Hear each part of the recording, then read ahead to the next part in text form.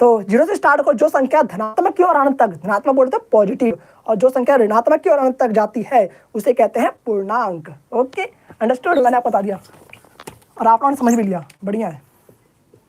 अब मैं आपको यहाँ पर करवाता हूँ, ठीक है। तो जीरो से स्टार्ट होकर 1 2 3, ये आपने पहले क्या लिखा है यहाँ पर, ये आपका बन गया पूर्ण संख्या। क्या बन गया? पूर्ण संख्या बन गया।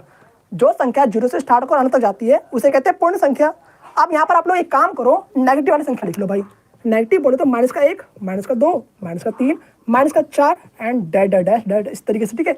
तो बस इसमें दोनों में अंतर क्या है भाई, आप पहले पूर्ण संख्या लिख दो और इस तरफ माइनस का भी लिख दो भाई, एंड माइनस प्लस दोनों मिलाकर और साथ में जीरो मिलाकर क्या बन जाएगा? पूर्णांक बन जाएगा, ठीक है। अब सबसे बड़ा एक क्वेश्चन ये है कि जीरो पॉजिटिव होता है या फिर नेगेटिव होता है। सबसे बड़ा क्वेश्चन आपका डाउट आ रहा है कि भाई जीरो पॉजिटिव होता है फिर नेगेटिव होता है, बताओ भैया। तो जीरो ना तो भाई पॉजिटिव होता है ना तो नेगेटिव होता है। इसके लिए आप नीचे लिख भी सकते हैं एक चीज, जीरो ना ही पॉजिटिव होता है, ना ही धनात्मक होता है, ना ही ऋणात्मक होता है।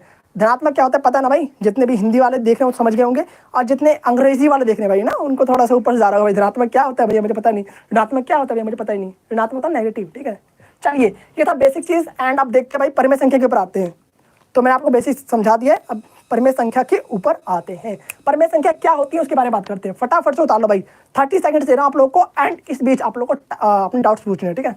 चलिए फास्ट, बिल्कुल फास्ट, जल्दी जल्दी जल्दी जल्दी फास्ट। आज संडे लाइव सेशन होगा? हाँ होगा, होगा रात में होगा भाई, इंस्टाग्राम पे बता दूंगा, शॉर्ट्स में बता दूंगा आप लोगों को, ठीक है। जल्दी उतार लिया, 20 सेकंड मिलेगा सिर्फ, बहुत छोटा था। चलो आ जाओ आगे। देखो काफ़ी सारी चीज़ करवाना ना भाई, इसलिए जल्दी रफ कर रहा हूँ, ठीक है। इन सभी की पीडीएफ आप लोग को मिल जाएंगी टेलीग्राम पे, फॉलो कर लेना, टेंशन मत लो। नीचे लिख दिया करो आप लोग कि मुझे पीडीएफ चाहिए, मैं आप लोग को बाकायदा बिल्कुल लिख कर ना दे दूंगा अच्छे तरीके से।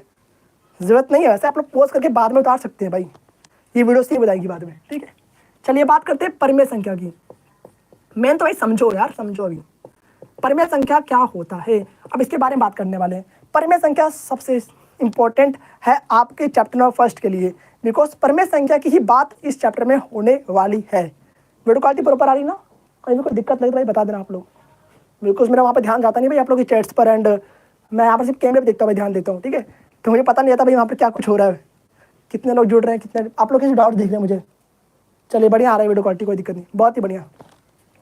तो परिमेय संख्या के बारे में बात करते हैं। परिमेय संख्या जिस संख्या को हम P/Q के रूप में लिख सकते हैं।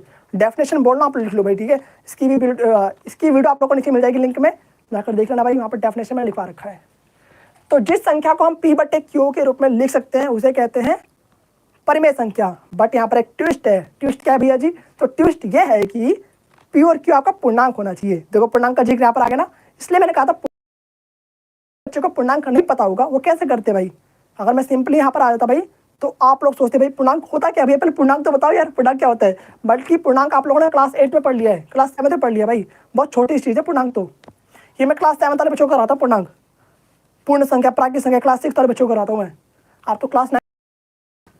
तो डेफिनेशन आप देखो, जिस संख्या को हम P/Q के रूप में लिख सकते हैं उसे कहते हैं परिमेय संख्या। अब यहाँ पर P और Q आपका क्या होना चाहिए? कंडीशन, यहाँ पर दो कंडीशन दे रखी है आप लोगों को। P और Q आपका क्या होना चाहिए? पूर्णांक होना चाहिए। पूर्णांक में समझ में आप क्या आ गया ना, पूर्णांक मतलब कि पॉइंट वाला नहीं होना चाहिए। पूर्णांक मतलब नेगेटिव एंड पॉजिटिव हो सकता है, कोई दिक्कत नहीं है, लाख करोड़ जितने मर्जी उतने हो सकते हैं, बट पॉइंट वाला नहीं होगा, ना कि रूट वाला भी नहीं होगा। अब मैं आगे बताने वाला आपको डिटेल में। और Q बराबर क्या है? 0 नहीं होना चाहिए। Q बराबर 0 नहीं होना चाहिए, ठीक है। अगर Q बराबर 0 होगा तो क्या होगा भैया जी? जैसे हम किसी संख्या को 0 से भाग करते हैं तो आता है इन्फिनिटी, इसलिए Q बराबर 0 नहीं होता है भाई, ठीक है। बटे में जैसे 0 रहेगा इसका मतलब क्या होगा कि उसका नंबर से इन्फिनिटी में आएगा भाई, फिर वो परिमेय संख्या कहलाएगी नहीं भाई। परिमेय संख्या नाम से पता चल रहा है आप लोगों को।